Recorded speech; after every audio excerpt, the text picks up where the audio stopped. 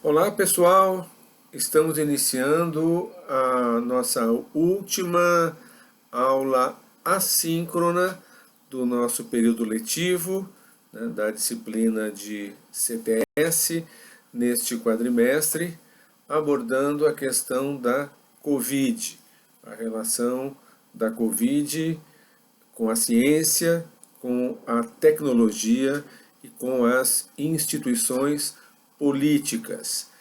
Eu selecionei 4 textos que estão publicados no Moodle. Quem viu já sabe que não precisa se assustar. 3 desses textos são bem curtinhos, são 3 textos de autores brasileiros. Um deles é o meu colega, professor da UFABC, Gilberto Maringoni, texto publicado logo no início da Covid, no portal Outras Palavras. 2 outros textos também curtos são de pesquisadores do Rio de Janeiro, textos publicados num blog ligado ao setor de saúde pública. E o terceiro texto, um pouco maior, é um livrinho, um livro curto de apenas 32 páginas, publicado em Portugal, também no início da pandemia, pelo sociólogo Boaventura de Souza Santos. Boaventura é um dos maiores sociólogos vivos. Ele tem um prestígio enorme, é muito conhecido no mundo inteiro e inclusive no Brasil, um país que ele conhece muito bem, já esteve aqui inúmeras vezes. O próprio livro menciona o Brasil várias vezes. O Boaventura tem 81 anos de idade, continua em plena produção, em plena atividade intelectual, apesar de ser aposentado pela Universidade de Coimbra, a universidade mais importante de Portugal. O livro dele se chama A Cruel Pedagogia do Vírus. É sobre esse livro que eu vou falar então a partir de agora. Eu vou apresentar alguns tópicos que eu selecionei do livro, alguns curtos trechos. O que eu vou apresentar aqui não isenta vocês da leitura, né? Aliás, uma leitura muito agradável, embora ele seja, enfim, um intelectual de primeira linha, né, em âmbito mundial. Ele tem uma grande qualidade, entre outras qualidades, mas ele tem a qualidade de escrever com clareza. Ele é um sociólogo que escreve numa língua que as pessoas entendem. Ninguém precisa ter pós-graduação em ciências sociais para entender, para ler com prazer e clareza o livro do Boaventura, A Cruel Pedagogia do Vírus. Bom, nesse livro, o Boaventura começa questionando a ideia de que a crise do coronavírus é a ruptura de um estado de coisas normal, ou seja, vivíamos a normalidade, aí veio esse danado desse vírus e quebrou a normalidade. Boaventura diz que não é isso. Palavras aqui literais do autor. Esta não é uma situação de crise claramente contraposta a uma situação de normalidade.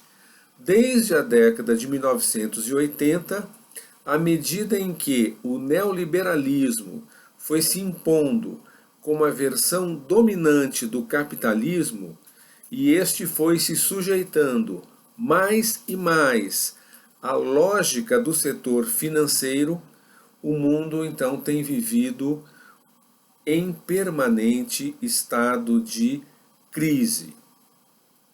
Então ele já abre o livro fazendo essa demarcação. Ele diz, o Boaventura, que essa ideia de crise ela tem sido utilizada nesses últimos 30 a 40 anos propositalmente pelos grupos dominantes na maior parte do mundo, para fazer pressão em favor daquelas políticas que favorecem a concentração da renda e a expansão de um certo tipo de economia que está destruindo o planeta. Nós já vimos isso da destruição do planeta em detalhes, né, numa aula anterior.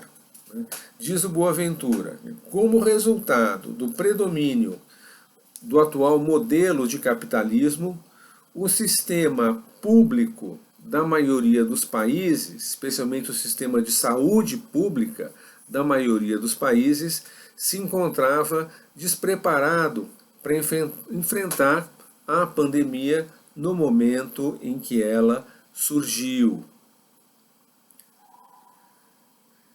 No capítulo 2, Boaventura faz comentários bastante interessantes sobre o que ele considera que são as 3 forças onipresentes que dominam o mundo. Essas 3 forças são, na visão dele, o mercado capitalista, a cultura patriarcal e o colonialismo. Eu não vou aqui desenvolver esse tópico por falta de tempo e porque ele não tem uma relação tão direta com a questão do vírus, da pandemia, mas eu recomendo muito fortemente a leitura. Uma leitura muito interessante, é um capítulo em que ele se baseia, ele é um sujeito de uma cultura formidável, ele se baseia em um texto muito antigo do Renascimento, um texto do grande Leonardo da Vinci. No capítulo 3, Boaventura, aí ele vai falar sobre aqueles grupos sociais mais vulneráveis à Covid-19. Ele usa uma comparação, uma analogia, né, entre essa situação de vulnerabilidade, né, dentro de cada país atingido, com um cenário mais global, né, em que ele situa os países do sul global, ou seja, a parte mais pobre e periférica do planeta, aquela parte da qual o Brasil faz parte, né? Ou seja, as pessoas vulneráveis, os grupos humanos, grupos sociais vulneráveis à Covid, seriam mais ou menos o sul da humanidade, né? Nessa visão quase poética do Boaventura de Souza Santos. Ele escreve: esses grupos têm em comum o fato de padecerem de uma vulnerabilidade especial que precede a pandemia e que se agrava com ela. Quem são esses grupos mais vulneráveis, essas pessoas? Em primeiro lugar, Boaventura aponta as mulheres. As mulheres são as cuidadoras do mundo. Olha que imagem viva, né? Que imagem bonita, poética. As mulheres são as cuidadoras do mundo. Elas estão especialmente presentes na prestação de cuidados dentro e fora das famílias. As mulheres, lembra ele, elas são maioria em muitas profissões. De particular interesse aqui para nós, as mulheres são maioria na enfermagem e são maioria na assistência social. Né? 2 profissões extremamente demandadas, né, nesse período da Covid, e profissões, né, que, como a gente sabe, que expõem, né, especialmente, né, essas pessoas, né, esses trabalhadores a situações de risco. Escreve Boaventura: as mulheres estão na linha de frente da prestação de cuidados a doentes e idosos dentro e fora das instituições. O autor ele fala que a pandemia ela aumenta o estresse existente no cotidiano das mulheres, que já antecedia a pandemia. A pandemia aumenta ainda mais o trabalho feminino. A pandemia também fez e faz com que as mulheres se tornem mais vulneráveis ao risco de violência exercida por homens. Escreve o Boaventura, mais um trecho aqui que eu vou citar. A situação de confinamento das famílias em espaços exíguos e sem saída pode oferecer mais oportunidades para o exercício da violência contra as mulheres. Outro grupo vulnerável, os trabalhadores precários, informais, aqueles ditos autônomos. O setor de serviços, onde esses trabalhadores estão mais presentes, será, ele escreve isso no começo da pandemia, isso se confirma, o cara é genial simplesmente. Ele escreve quando a pandemia estava começando, né, apontando como é que ele achava que as coisas iam acontecer. Quando esse livro foi publicado, haviam morrido 40 mil pessoas de Covid no mundo inteiro. Hoje já morreram mais de 4 milhões de pessoas, 4 milhões e 400 mil, né? Ou seja, mais de 100 vezes. Né? E a gente lê esse livro como se tivesse sido escrito literalmente ontem. Mas ali diz o Boaventura, né? O setor de serviços, aonde esses trabalhadores estão especialmente presentes, será, como foi, digo eu, muito afetado pela pandemia. O autor lembra que na América Latina, 50% dos trabalhadores são informais. Para esses trabalhadores, aquela orientação da OMS, da Organização Mundial de Saúde, a orientação de trabalhar em casa e em auto-isolamento, essa orientação é quase sempre impraticável para essas pessoas. Então, a escolha para elas concretamente é: ou fica em casa e passa fome, ou então sai para buscar o pão de cada dia e aí viola a quarentena e se expõe ao vírus. Né? Um dilema extremamente difícil. O Boaventura ele comenta o caso dos entregadores uberizados. Diz ele: para garantir a quarentena de muitos, eles ficam desprotegidos perante o vírus. Boaventura menciona também outros setores vulneráveis, aquilo que ele chama de sem-abrigo, que nós chamamos de sem-teto, ou a população de rua, os moradores das periferias pobres das cidades, das favelas, as favelas que em cada país têm um nome diferente. De acordo com a ONU, dado que ele cita aqui no livro, existem no mundo 1,6 bilhão, ou seja, 1 bilhão e 600 milhões de pessoas que não têm habitação adequada. E ele diz ainda que 25% da população mundial vive em bairros informais, sem infraestrutura nem saneamento adequados, sem acesso a serviços públicos, com escassez de água e de eletricidade. Espaços precários, escreve o autor, onde se aglomeram famílias numerosas. Um exemplo que ele cita é o da favela de Metani, em Nairobi, capital do Quênia, onde a densidade populacional é de 68.981 pessoas por quilômetro quadrado. Seguimos. Pergunta o autor: como é que essas pessoas vão cumprir as regras de prevenção recomendadas pela OMS?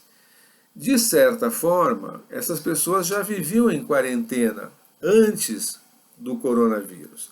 O Boaventura cita jovens, ele conhece bem o Brasil, já veio muitas vezes aqui, ele cita jovens das favelas do Rio de Janeiro impedidos de frequentar a praia de Copacabana nos finais de semana, para que a presença deles não incomode os turistas.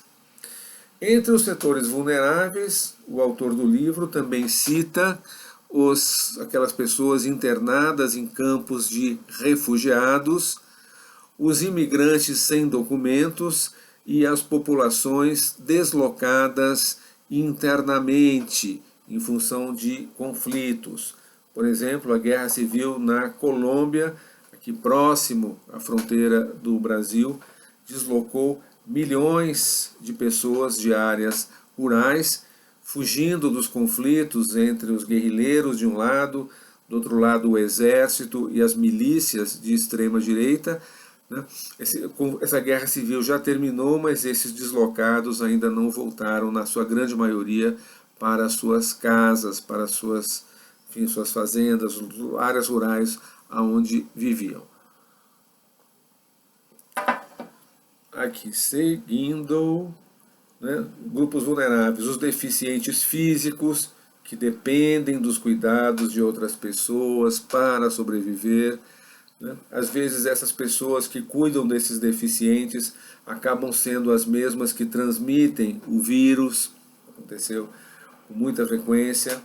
Ele cita também os idosos, fala da tragédia ocorrida nos asilos, nas casas de repouso, casas de repouso ou asilos, onde muitas vezes uma única pessoa contaminada veio a representar muitas vezes a morte de dezenas de idosos que lá foram internados pelos seus familiares, justamente em nome de proteger a sua segurança. Capítulo 4. Nesse capítulo é aquele que o autor tenta esboçar algumas lições da pandemia. Na minha avaliação, é o capítulo mais fraco do livro. Algumas lições que ele tira são um pouco antecipadas, outras são tanto quanto óbvias, mas, enfim, eu não vou me deter sobre esse capítulo, tá? Fica ali por conta da leitura de vocês. Eu vou destacar apenas a 6ª lição, dessas 6 lições que o Boaventura diz, que são as lições que o coronavírus nos ensina na sua cruel pedagogia. É aquela de que, a partir da pandemia, o Estado e a comunidade voltam a adquirir um papel central em todas as sociedades. Ele está falando sobretudo da Europa.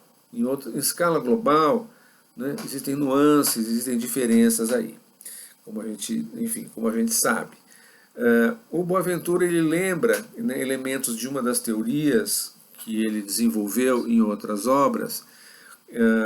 Ele lembra então, que segundo ele próprio, os 3 princípios, o que ele chama de 3 princípios de regulação das sociedades modernas: o Estado, o mercado e a comunidade. O que aconteceu com esses 3 princípios? O Estado, o mercado e a comunidade.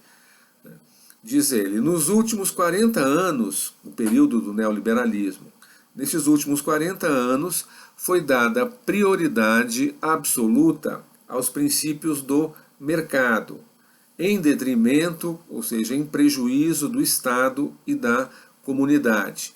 Houve uma hipervalorização do mercado, uma diminuição do peso do Estado e da comunidade.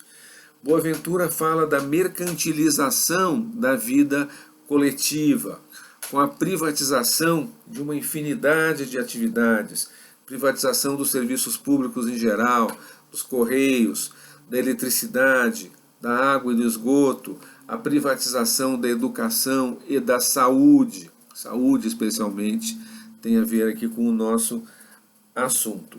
Aí o Boaventura diz que essa tendência neoliberal agora se encontra diante de um forte questionamento, ao se mostrar inviável para enfrentar a pandemia com base nos princípios do chamado livre mercado. escreve ele: as pandemias mostram de maneira cruel como o capitalismo neoliberal incapacitou o Estado para responder às emergências. Diz ele que as falhas da conduta do Estado ficaram evidentes, e isso não precisava nem ele dizer, nós todos estamos vendo, tá? Escancarado diariamente, né, em qualquer noticiário que a gente assiste, né, as falhas da conduta do Estado ficaram evidentes em quase todos os países. E essas falhas têm a ver com o desmonte dos serviços públicos, dos hospitais, dos serviços de medicina preventiva e do atendimento médico à população por conta dos cortes de gastos públicos, das chamadas políticas de austeridade. Parece que ele está falando do Brasil. Claro que está falando do Brasil, mas de muitos outros lugares também. E no capítulo 5, capítulo final, o Boaventura fala então do futuro. O futuro pode começar hoje. É onde ele aborda a questão das alternativas, né? O que pode vir pela frente e, sobretudo, o que nós podemos fazer diante disso tudo, né? Do que está acontecendo. Segundo Boaventura, a resposta passa pela articulação entre práticas políticas, de um lado, e processos civilizatórios do outro. Aqui, mais uma vez, ele recorre a elaborações prévias ao livro, né? Para que haja essa articulação, vou falar, né, aqui logo em seguida, né, ele considera que é muito necessário, fundamental, a atuação de partidos políticos, de movimentos sociais e de coletivos, né, grupos de pessoas que se articulam, que se organizam em favor, né, da atuação na esfera pública, coletivos de todos os tipos. Nesse sentido, o Boaventura ele desenvolve um raciocínio que é o seguinte, né, vamos lembrar, né, do que a gente aprendeu, imagino que vocês tenham tido aulas sobre história contemporânea, sobre o final da Guerra Fria, né. O Boaventura ele afirma que, com o fim da União Soviética em 1991, a humanidade passou de procurar, parou de pensar em alternativas econômicas, políticas, sociais, parou de pensar em modelos de desenvolvimento diferentes daquilo que está vigente no mundo capitalista, o capitalismo neoliberal implantado, como a gente sabe, no mundo inteiro, né, a partir dessa época, a partir dos anos 80 e com o fim da União Soviética, né, no resto do mundo todo, inclusive em grande medida na China. Antes disso, né, antes do fim da Guerra Fria, isso era diferente, segundo o Boaventura. Eu vou ler para vocês um trecho, palavras literais do autor. A grande maioria de tais alternativas, aquelas alternativas que eram discutidas ou que alguns tentavam colocar em prática até o final da década de 1980, a grande maioria daquelas alternativas não tinha nada a ver com as soluções que vigoravam do outro lado do Muro de Berlim, a sociedade soviética. Porém, a simples existência destas alternativas, ou seja, do bloco soviético, a simples existência dessas alternativas legitimava que se discutissem, né, outras opções, né, ao capitalismo. Então, naquela época, essa era a articulação que existia entre os processos políticos e os processos civilizatórios. Aqui cabe um parênteses. O que ele quer dizer com processos políticos? Boaventura está falando da luta por direitos sociais. Ele está falando do eterno confronto entre esquerda e direita, ou seja, da política no seu estrito sensu. E processos civilizatórios. Aí é uma diferenciação que ele estabelece. Processos civilizatórios é um termo que ele utiliza para se referir, né, a temas como a defesa do meio ambiente, o respeito às minorias de gênero, a emancipação da mulher e assim por diante. Então, Boaventura segue no parágrafo seguinte, que eu vou ler para vocês também, porque é central no pensamento desse autor. Escreve Boaventura: com a queda do Muro de Berlim, essa articulação entre processos políticos e civilizatórios se desfez. Os debates políticos passaram a cingir-se à gestão das soluções propostas ou impostas pela desordem capitalista vigente. E os debates civilizatórios, na medida em que continuaram, passaram a ocorrer fora dos processos políticos. Ou seja, ele se refere a uma cisão. A política vai por um lado, a discussão civilizatória sobre os rumos mais gerais da humanidade seguem por outro lado. Mais um trecho do Boaventura. Essa separação entre processos civilizatórios e políticos foi fatal, porque com ela as sociedades deixaram de poder pensar em alternativas de vida que tornassem menos provável a ocorrência de fenômenos como aquecimento global, os desastres ditos naturais, a perda da biodiversidade, que eu cortei um pedaço para encurtar a coisa, e, em resultado de tudo isso, a maior ocorrência de epidemias e de pandemias cada vez mais globais e letais. Né? Então, esse processo, né, de alienação, esse processo em que a humanidade, de alguma forma, desiste de buscar uma alternativa, nos deixou desarmados, né, diante de problemas como esse que ocorreu com o surgimento do coronavírus. Diante disso tudo, e aqui eu vou terminar, com isso eu encerro, Boaventura dos Souza Santos defende, em resumo, uma nova articulação entre os processos políticos e os processos civilizatórios, em que se passe a pensar na defesa do planeta no seu conjunto. E ele diz que isso é indispensável para a sobrevivência da espécie humana. Ok? Termino por aqui e na nossa aula síncrona, segunda-feira, teremos a oportunidade de conversar bastante sobre esse tema, sobre essas ideias tão ricas, tão, né, fecundas, lançadas pelo Boaventura de Souza Santos, e também sobre o conteúdo dos outros 3 textos que eu estou indicando como referência para essa aula, e, é claro, as ideias e as contribuições de vocês. Ok? Abraço, então, nos vemos nesta segunda-feira.